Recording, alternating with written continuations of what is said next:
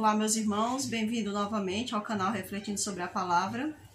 E muito grato, a Deus por mais uma oportunidade. Vocês viram que a lição da semana passada já chegou bem no final da semana, porque muitas das vezes nós gravamos a lição, mas não dá tempo, não tem como a gente colocar de imediato, no canal. Por quê? Por conta da internet, a memória do celular, a qualidade do vídeo, a gente às vezes tem que... a gente não, que eu não faço nada disso. Quem mexe com essas coisas é meu esposo, ele que sabe aí das coisas. Então, acontece de não dar certo muitas das vezes e ele tem que tentar novamente até dar certo, Às vezes vira até a madrugada ele pelejando para colocar esse vídeo no ar. Mas o importante é que chegue, que seja colocado e que chegue aí aos ouvidos dos irmãos, Minha mãe uma vez entrou aqui e disse: quem é aqueles bonecos de cabeça para baixo que aparece quando a Maria tá das dores, que ela me chama de das dores. Que ninguém saiba disso, esse nome lindo. Quando tu tá gravando aparece. Ela entrou aqui só para ver, que eram esses bonecos aí que ficam aí nessa sacola aí de cabeça para baixo, Então, irmãos, estou muito grato por essa oportunidade de estarmos juntos aqui, estudando novamente a lição da Escola Sabatina. O Senhor nos permitiu viver mais uma vez neste mundo, E se a gente ainda está aqui é porque a gente ainda tem que mudar ainda. E vamos aproveitar esse tempo que o Senhor tem nos dado e alcançarmos aí a santificação do Senhor, para que quando Ele volte, possa nos encontrar pessoas capacitadas pela sua glória, pela sua justiça, para que então alcancemos a sua glorificação. Então, que maravilha ter essa grande oportunidade de estar aí esperando o retorno do nosso Senhor e Salvador, o Yeshua HaMashiach, como se diz, Irmãos, vamos fazer uma oração para que o Senhor possa estar conosco nesse momento de adoração, Porque quando a gente abre a palavra, a gente está adorando porque estamos entrando em conexão com o nosso Senhor. Oremos então. Nosso amado Deus, eterno Pai, somos muito gratos, Senhor Jesus, por essa oportunidade, por essa porta que o Senhor tem nos aberto de pregar, meu Deus, a Tua mensagem. Que alcance muitas vidas, alcance muitos corações e que o Senhor use as nossas bocas, Senhor Jesus, para que possamos levar a Tua mensagem, acalentar corações, fortalecer vidas, exortar para que vidas voltem dos seus maus caminhos e retornem ao caminho do Senhor. Então, meu Pai, nos ajuda a estudarmos a Tua palavra, em nome de Teu Filho te suplicamos. Amém, Senhor. Irmãos, vocês percebem, que eu tropeço muitas das vezes nas palavras, Não sei o que se trata. Acredito aí que estou ficando cada vez mais gaga, Meu tio, tem um tio que ele é gago, E quando vai cantar, todo mundo diz que os gagos, quando vão cantar, cantam bem, Eu sou meio gaga, Mas quando eu vou cantar, não acontece isso que acontece com os gagos, não, Mas agradeço muito a Deus por ainda dar para falar, Que às vezes as palavras, elas tropeçam, A palavra está na sua mente, tenta passar, mas às vezes sai de forma enrolada, Então, a lição dessa semana vem falando sobre marcas de identificação. O que é uma marca de identificação, Quando a pessoa tem um gado, ele marca ali e identifica aquele gado como sendo seu. Quando a gente abre uma empresa, a gente registra aquela empresa como sendo nossa, Como sendo, você abre uma empresa, você vai registrar como sendo sua, essa empresa, Então, não é diferente com aqueles que amam ao Senhor, Aqui o verso da lição está na passagem de Apocalipse, o capítulo 1 de Apocalipse, e o versículo é o 3. Vamos ver o que diz aqui no livro de Apocalipse, capítulo 1, versículo 3. Fala assim: bem-aventurados aqueles que leem e aqueles que ouvem as palavras da profecia e guardam as coisas nela escritas, pois o tempo está próximo. A versão original, dizem dessa passagem, não fala bem-aventurado aqueles que leem, e aqueles que ouvem, né? Mas diz aquele que lê e aqueles que ouvem. Porque quando a gente está passando a palavra na congregação, geralmente uma pessoa vai passar a palavra e os demais vão ouvir. Então não foi diferente com Esdras também. Esdras, no livro de Esdras fala que quando Esdras foi ler lá a lei, o livro da lei, né, no caso, o livro dos profetas e tudo mais, a Bíblia diz que colocaram ali uma espéciezinha de púlpito para ele, né, uma madeirinha para que ele subisse, e ele leu e os demais ouviram. Então, no original é aquele que lê e aqueles que ouvem, né? A palavra do Senhor diz assim, mas não é só, ele não termina só na questão do ler e do ouvir, não. Ele fala também que os que guardam, ou seja, os que praticam essa palavra, e essas pessoas também são bem-aventuradas. Aliás, você se torna muito mais abençoado quando você pratica essa palavra. Então, para Deus é importante ler, é importante ouvir, dar atenção, né, no caso, que quer dizer isso, e também é importante, muito mais importante ainda é guardar, ou seja, praticar. Então é muito mais importante ainda para o Senhor. E assim a gente é identificado como sendo do Senhor, né? Quando a gente pratica o que vem do Senhor. Aqui na parte de sábado vai falar assim para nós, olha, assim como os remanescentes de hoje, os remanescentes do Antigo Testamento foram fiéis seguidores de Deus. Foram pessoas que se recusaram a adotar o pensamento e os costumes da maioria. Apesar de a maioria dos israelitas se conformar com o mundo, sempre houve um povo remanescente fiel que continuou seguindo a Deus. Eles se tornaram herdeiros dos direitos e privilégios prometidos a Abraão. Então, vocês já perceberam que a lição ela vem falando sobre os remanescentes. Então, o remanescente, ele vai ter sempre as características do Senhor. Como diz lá na passagem de Apocalipse, se eu não me engano, no capítulo 14, eu acho, que fala sobre os 144 mil, que eles se identificam com o Cordeiro, eles não largam o Cordeiro, eles vão para onde quer que vá. Então, o povo de Deus, o remanescente fiel, ele tem essa característica do Senhor. Ele sempre vai ter a característica do Senhor. E mais pra frente a gente vai entender melhor do que se trata esse remanescente. Aqui nas nossas perguntinhas, que está baseado no livro de Apocalipse, capítulo 1, também no capítulo 12 e no capítulo 14, capítulo 19. Nós vamos encontrar a pergunta assim, referente a esses versos, né? Para você, o que significa fazer parte do povo remanescente de Deus nos últimos dias?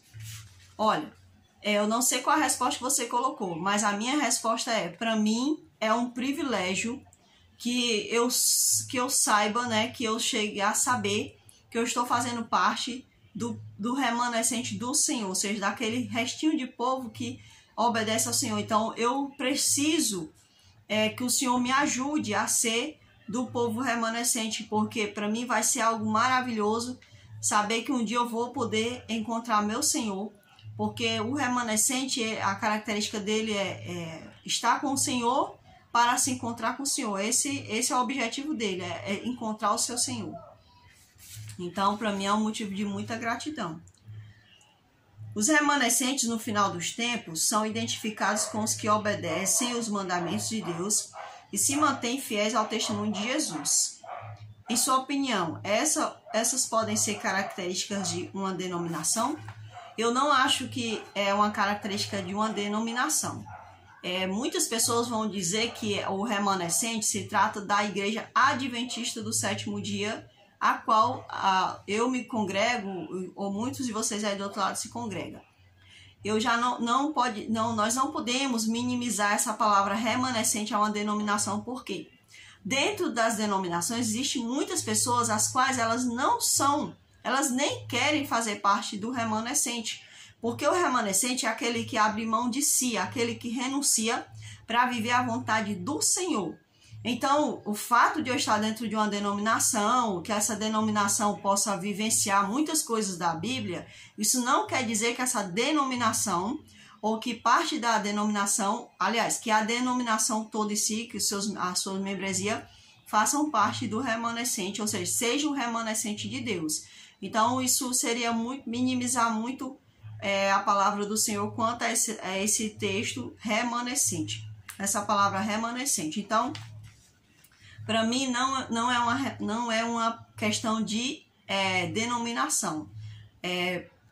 A palavra do Senhor fala aqui, né, que os remanescentes são os que guardam os mandamentos de Deus e se mantêm fiéis ao testemunho de Jesus. Então, nem todas as pessoas que fazem parte de uma determinada denominação, por exemplo, uma denominação como a igreja, como a instituição adventista do sétimo dia, porque eu gosto de falar igreja é um contexto mais ampliado, entendeu? Toda a igreja de Deus, ela não se resume a um nome de instituição e nem a paredes de congregação. Ela é muito maior do que isso, vai além do que eu sei, vai além do que eu conheço, vai além do que eu e você possa ver.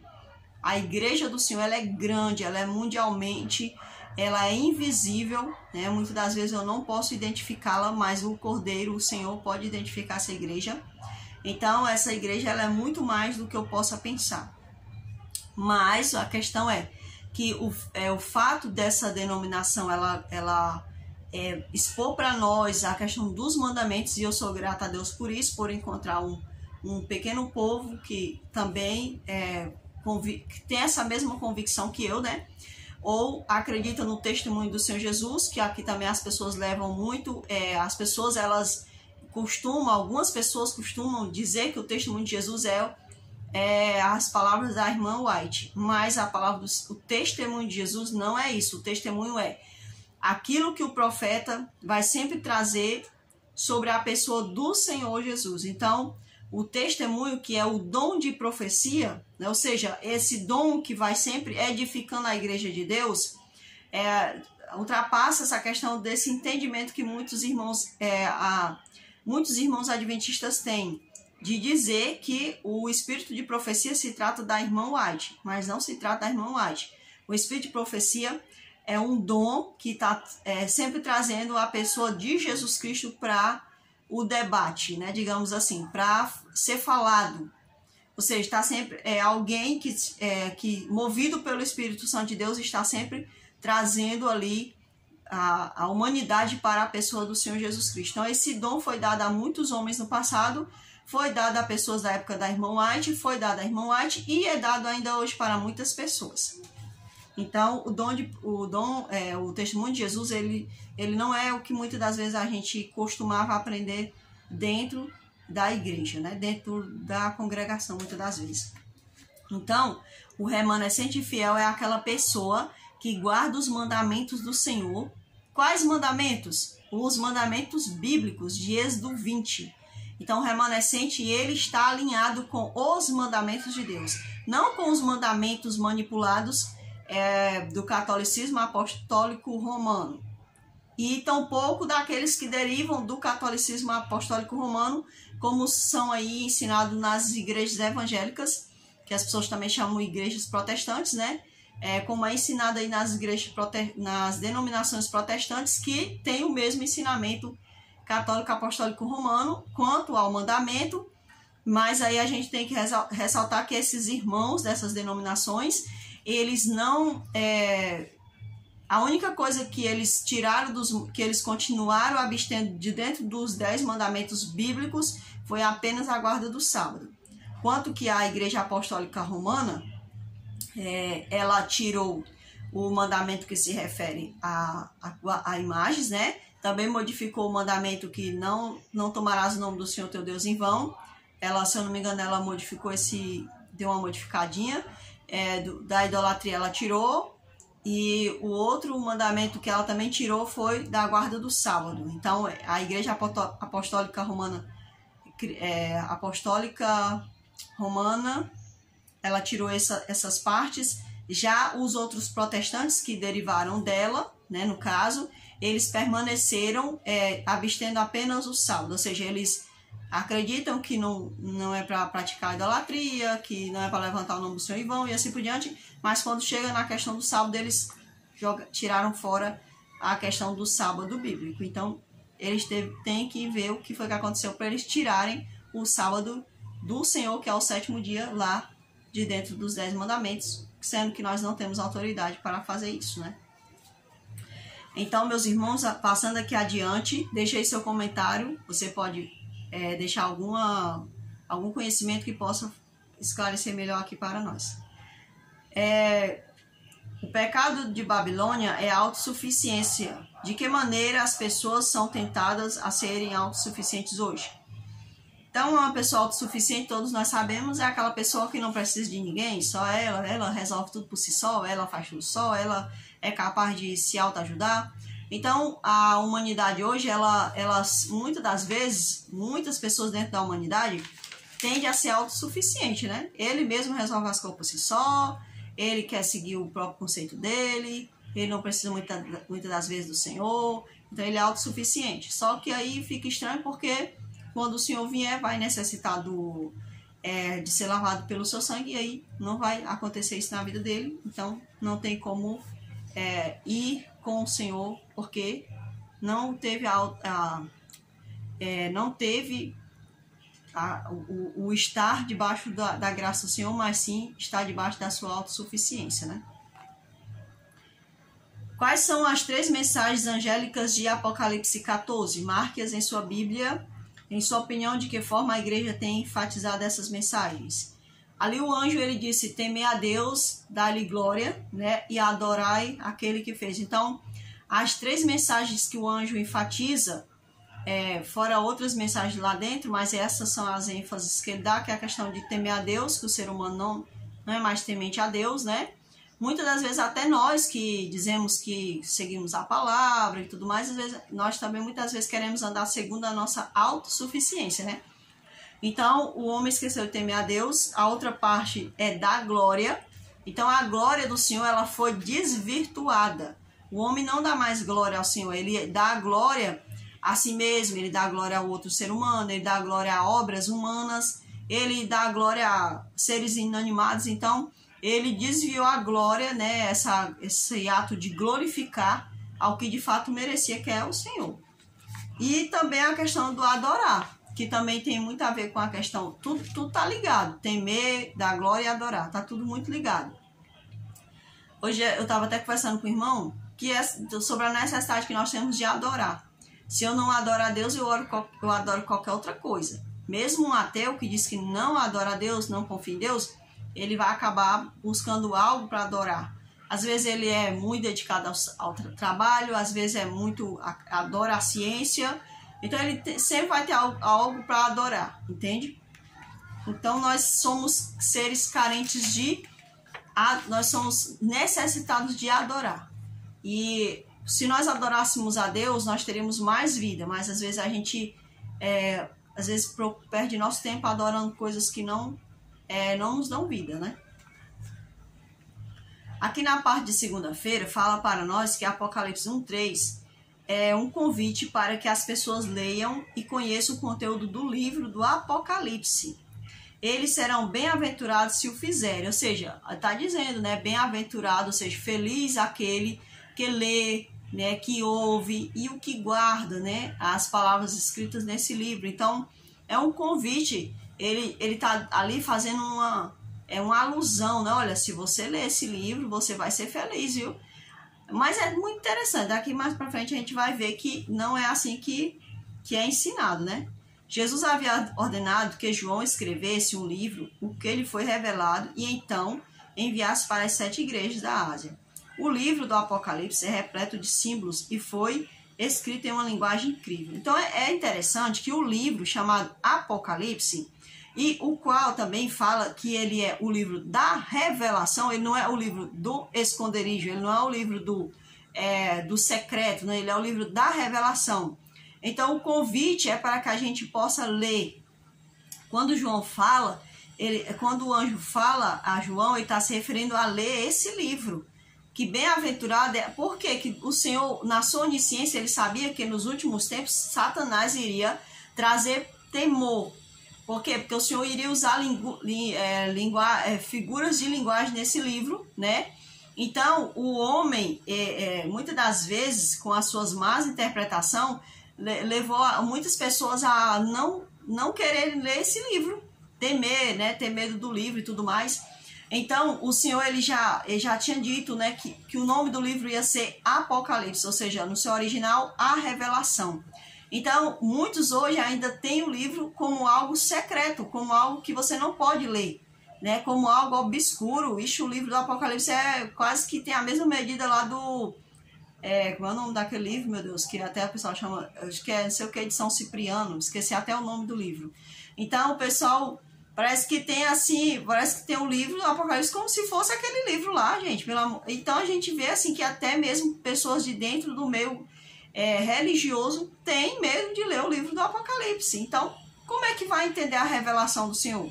Se o Senhor tem um segredo para nos revelar, que o livro do Apocalipse é cheio de figuras de linguagem, como questões de segredos da época que João não podia falar abertamente, mas o Senhor, através da interpretação que o Espírito Santo iria nos dar, ele queria nos revelar, a pessoa tem, não quero saber, esse livro, não. Muitas das vezes existia pessoas, quando a gente chegava para falar do livro de Apocalipse, as pessoas tinham medo de falar sobre o livro de Apocalipse. E hoje em dia, em muitas denominações, as pessoas elas não falam do livro de Apocalipse nos púlpitos. Uma coisa que eu achei incrível e lindo foi que o Senhor, ele no ano de 2021, o ano de 2021, de janeiro a dezembro, se eu não me engano, você percebia que foi o livro... Então, no ano de 2021, foi o livro que foi mais degustado, foi o livro de Apocalipse. E eu me maravilhei, eu fiquei feliz, eu me alegrei quando eu via pessoas de várias denominações abrindo esse livro, e quando eu abri o YouTube estava lá, não sei o que, livro de Apocalipse, olha, não sei o que, a marca da besta. Gente, era muito bonito, é muito bonito a gente ver as pessoas lendo algo que é importante, entende? Esse foi um livro que eu li tranquilamente antes de conhecer a questão do Evangelho, né? Que eu digo assim, que alguém tenha me apresentado o Evangelho, né? Mas eu agradeço muito a Deus por isso, pelo Senhor, né, ter me feito ler o livro do Apocalipse. Não tive nenhum medo, pelo contrário, o livro ele me fez assim repensar a minha vida. Olha, os covardes não herdarão no reino dos céus, meu Deus, eu tenho que deixar de ser covarde, né? E falava muita coisa, e me fez muito pensar na minha vida, na vida dos meus familiares, né? Então só tenho a agradecer a Deus pelo Senhor ter me feito a conhecer esse livro, né? E a gente vê que o livro de Daniel era o livro que ele era... quando o Senhor deu as mensagens para Daniel, ele disse assim, olha, Daniel, você tem que selar esse livro, porque esse livro é para os últimos tempos, não é para o seu tempo. Então esse livro era fechado. E o livro de Apocalipse, que era um livro que Deus não fechou, é o livro que a pessoa mais temia, né? É interessante como o ser humano é desobediente mesmo a Deus. O que o Senhor disse uma coisa, muitas das vezes vai ver que o povo... Então as pessoas sempre fazem, geralmente a gente sempre quer andar na contramão do que o Senhor fala, né? O livro da revelação era o livro para ser lido, o povo fazer ao contrário. Vamos aqui para a parte de terça-feira. Fala assim para nós.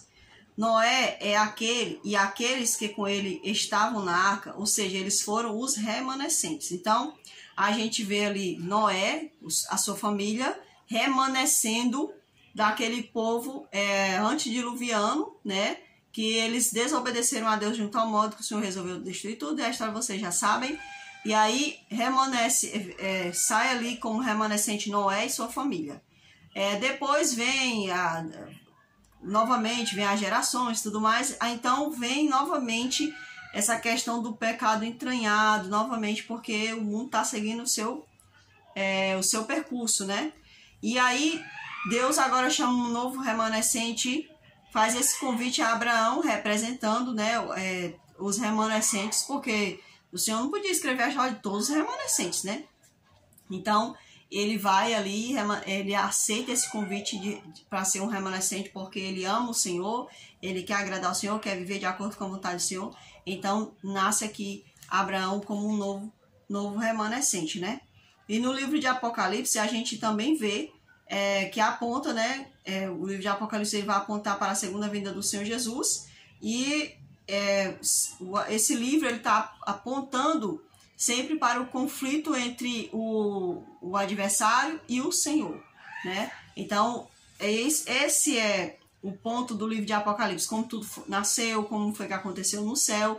Então, apesar dele tá lá no final, ele aponta muito para o início, né? Muito para o início da criação, de como foi antes do pecado, como foi que se iniciou lá no céu o pecado. Então, os livros bíblicos, como a gente sempre tem falado aqui, eles sempre estão ligados um ao outro, né? Também a gente vê aqui nessa parte de terça-feira que as 7 igrejas, às quais o livro do Apocalipse se destinava, simbolizava a condição de igrejas em diferentes períodos da história. Eu não sei se foi aqui que eu falei, mas as igrejas, elas representam justamente isso, né? Representam os períodos históricos. E hoje nós nos encontramos no período histórico. Aliás, elas existiram de fato, essas igrejas, é bom deixar claro que elas existiram de fato, mas que elas apontam para períodos históricos, como no caso hoje nós estamos vivendo o período da Laodiceia. E como é que era essa cidade de Laodiceia, aonde existia a igreja de Cristo em Laodiceia, nessa cidade?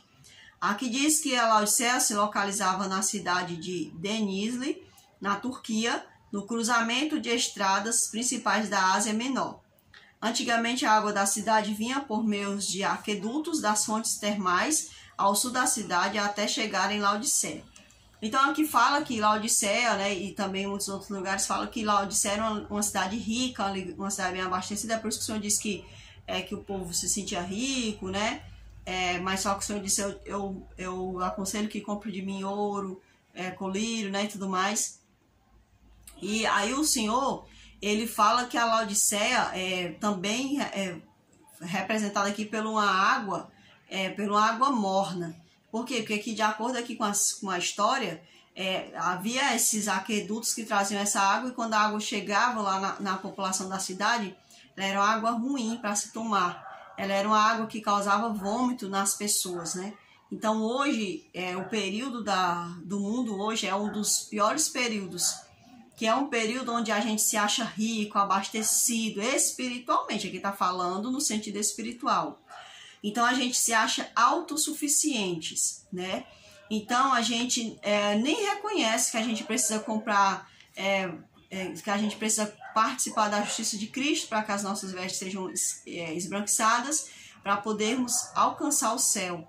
E precisamos do Espírito Santo para abrir os nossos olhos, porque nós somos cegos, mas a gente acha que a gente já sabe de tudo. Já conheço tudo, já sei de tudo, já conheço a Bíblia, faço ano bíblico, mas não conhecemos. Então, nós somos altamente necessitados e achamos que estamos ricos, né? E aí, o que acontece? Nós estamos vivendo uma mornidão espiritual sem, muitas das vezes, nos darmos conta. Porque nem sequer passamos a juízo a nossa vida, nem analisamos como é que está a nossa vida, nem paramos para examinar, será que eu estou vivendo uma vida agradável ao Senhor, ou será que eu não estou só sendo Laodiceia, né? Vivendo uma vida morna, uma vida de aparência, né? De um servo de Deus aparente. Então isso é muito crítico, isso aqui é algo para a gente pensar muito. Aqui o verso de impacto, meus irmãos, que eu escolhi foi a passagem de Romanos 11, o verso é o 5, que fala assim para nós. Assim, pois, também agora, no tempo de hoje, sobrevive um remanescente segundo a eleição da graça. Então, meus irmãos, a palavra de Deus ela está sempre apontando para o remanescente do Senhor. E eu acredito que o que o Senhor mais quer é que eu faça parte... Agora a lição toda vez cai no chão. O que mais o Senhor quer é que nós façamos parte desse remanescente, né? O remanescente não é mais representado pelo um pouquinho lá de Noé, pelo Abraão e sua família, não, ele agora é representado por todos aqueles que de fato querem o Senhor. Então o Senhor está nos convidando para sermos remanescente hoje, agora, nesse momento. Como disse aqui a palavra de Paulo, né? Que agora, pois, também, agora no tempo de hoje, sobrevive um remanescente. Então, ainda hoje existem os remanescentes do Senhor. E sempre existirão até que o Senhor volte. Então, e o que é necessário é que nós façamos parte desse remanescente. Que diferença faz hoje se você é ou não é parte do povo remanescente de Deus? Então, se você está assistindo esse vídeo, se você ouviu essas palavras, fala aí, deixa aí seu comentário, que diferença faz para você fazer parte ou não do remanescente de Deus nos tempos de hoje? Aqui na parte de quinta-feira vai falar assim para nós. O apóstolo viu Jesus em sua verdadeira posição no céu, usando vestes de brilho celestial. Seus olhos eram como chamas de fogo, de acordo com Apocalipse 14.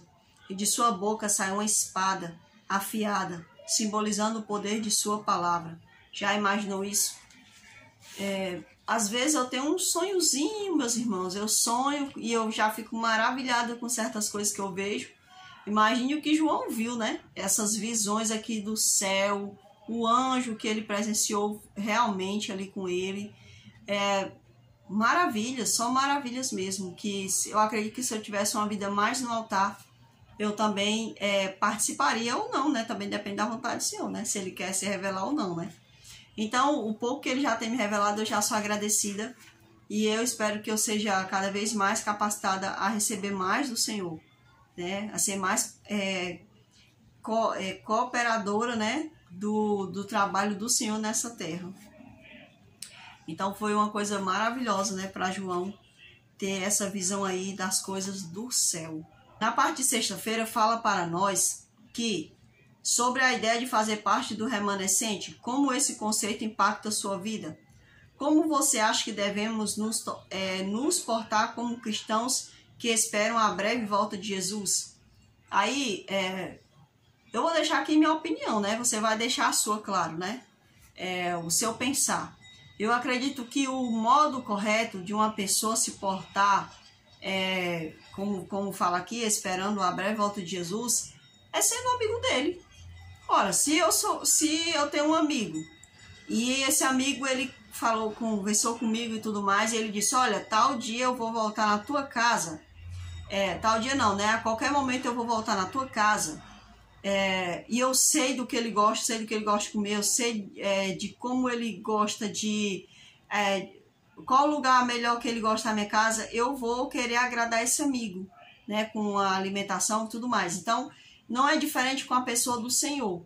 Ele é esse amigo e ele vai voltar e ele quer encontrar a gente preparado. Não de surpresa, uma surpresa desagradável. Ele quer fazer uma surpresa boa, né? Porque o amigo, por mais que você saiba que ele vai vir, é uma surpresa, né? Ver ele, como é que ele tá, né? Como é que tá a aparência dele. Então não é diferente. O Senhor, quando ele voltar, ele vai querer ver essa nossa aparência, né? Como é que nós estamos, se estamos com as características dele, se estamos felizes por ser dele.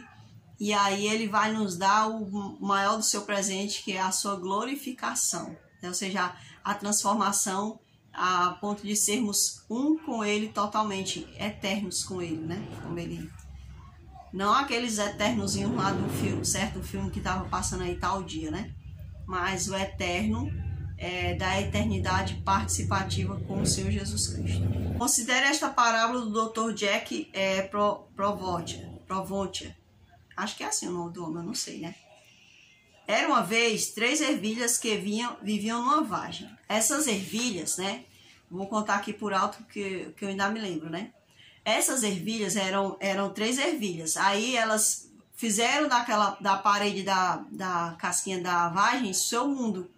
E o mundo era verde, né? Na casquinha ali da vagem.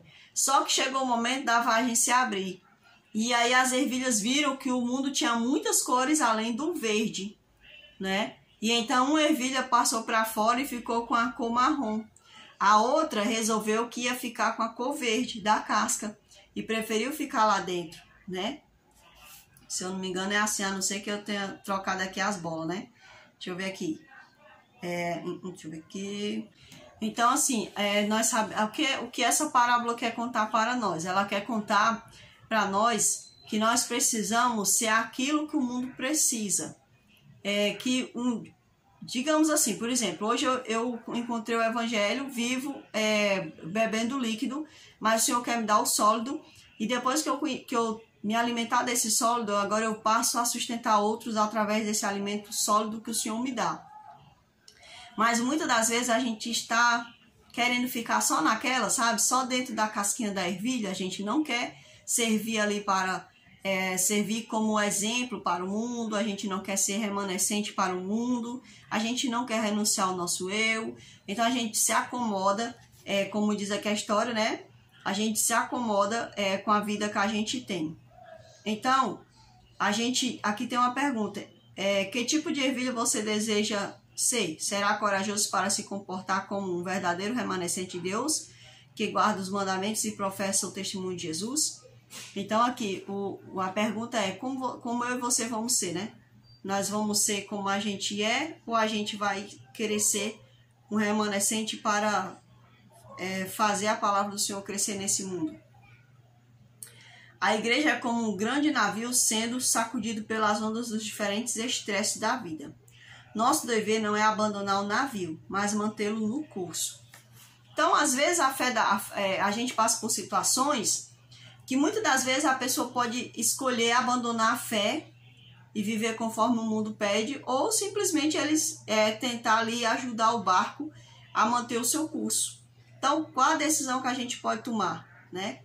Bem, se eu sou um filho de Deus, a minha decisão vai ser optar para ajudar esse navio a permanecer no curso, né?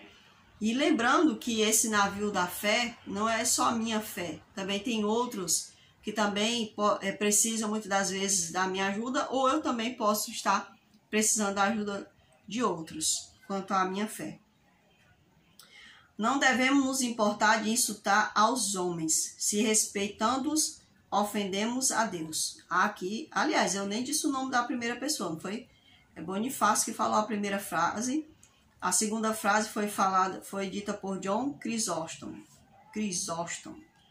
Então aqui fala, irmãos, que não devemos nos importar de insultar os homens, se respeitando-os, ofendemos a Deus. Aqui o que acontece é que muitas das vezes nós preferimos ofender a Deus do que falarmos aquilo que os homens vão levar como insulto. Então é melhor, para mim é melhor falar uma verdade que vai servir muitas das vezes de insulto para alguém, mas que não vai ofender a Deus e que vai servir para ajudar ao meu irmão de alguma forma. Eu estava até vendo a cantora Bruna Carla falando, né, que ela disse que sobre a questão do relacionamento, como é que eu posso dizer assim, que hoje em dia tudo né, o relacionamento homossexual, era isso que ela estava falando, se eu não me engano.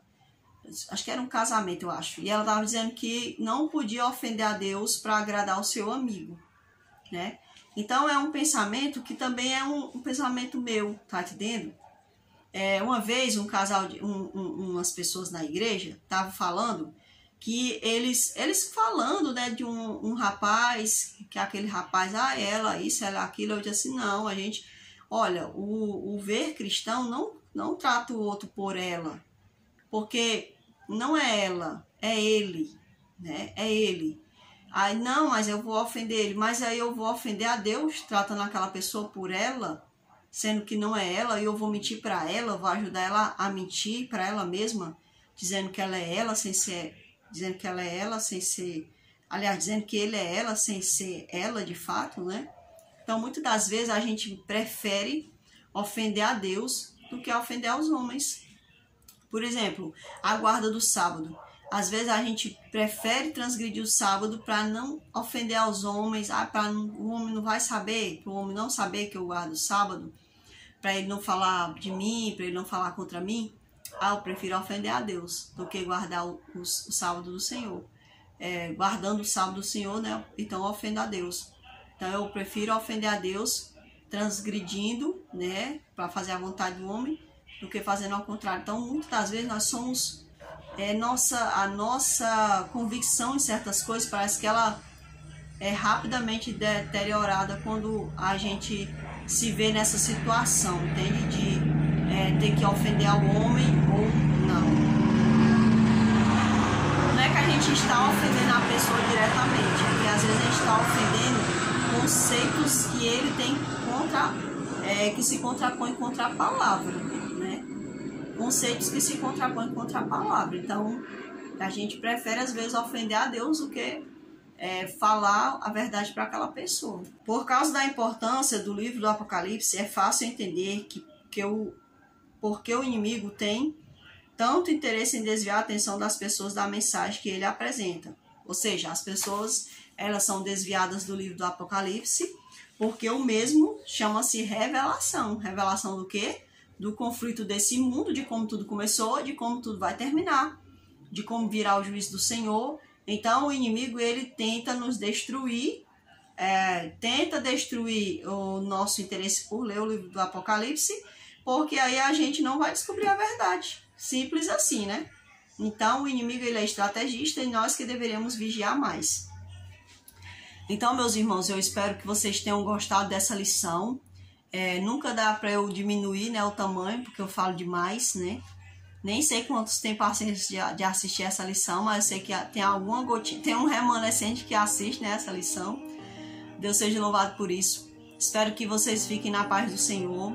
Espero que todos nós possamos alcançar a graça de sermos transformados pelo Senhor, caso Ele retorne, né, antes da gente passar a outra lição.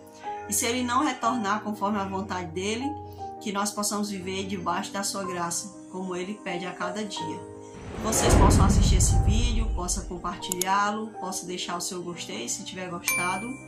E vamos então fazer a oração para que o Senhor possa ser o nosso guia e que nós possamos ser o remanescente dele. Nosso Pai, nosso Deus, nós mais uma vez, Senhor, queremos agradecer ao Senhor Jesus por toda a rica oportunidade, por todo amor, por todo carinho, por tudo que o Senhor tem nos ofertado, meu Deus.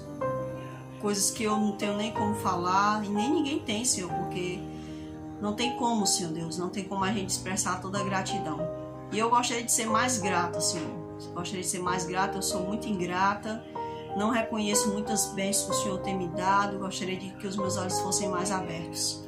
Te peço uma bênção sobre meus irmãos do outro lado, que a graça do Senhor faça eles crescer a cada dia mais. Também abençoe a minha pessoa, Senhor, que eu seja verdadeira, que minhas palavras não sejam meras palavras, mas que sejam de todo o meu coração, que eu viva uma vida de agrado ao Senhor. Por favor, meu Deus, conduz-me pelo teu caminho, conduz meus irmãos também. Em teu nome eu faço esta oração. Amém, Senhor. Meus irmãos, que o Senhor possa abençoar cada um de nós. Fiquem todos com Deus e até a próxima lição. Se assim o Senhor quiser, né?